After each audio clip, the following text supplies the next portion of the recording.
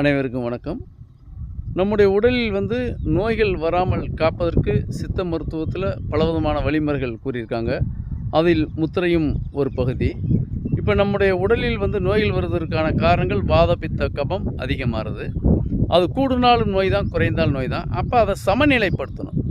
அது கண்டுபிடிக்கப்பட்டதான் முத்திரைகள் என்பது. முதல் முத்திரை பிராண முத்திரை. இந்த மாதிரி வச்சுக்கிறோம். 2 விரலை மட்டும் நீட்டிக்கிறணும். இந்த மோதிர விரல், சுண்டு விரல், பெருவிரல், இது 3 இப்படி வச்சுக்கிறணும். இது பிராண முத்திரை. அடுத்ததாக அபான முத்திரை. 2 கையிலுமே இதை செய்யணும். உங்களுக்கு காமிக்கிறதா ஒரு கையில் செய்கிறேன். இது அபான முத்திரை. அடுத்ததாக நீர் முத்திரை.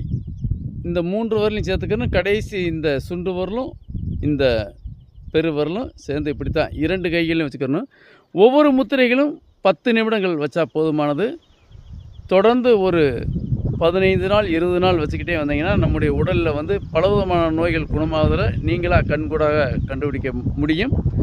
இதற்காகத்தான் சித்தர்கள் மருந்தில்லாத மருத்துவமாக சில வழிமுறைகள் சொல்லியிருக்காங்க. அதில் முத்திரையும் ஒன்று. இதை தொடர்ந்து பயன்படுத்தி எந்த நோயும் இல்லாமல் வாழலாம் என்று கூறிக்கொள்கிறேன். நன்றி, வணக்கம்.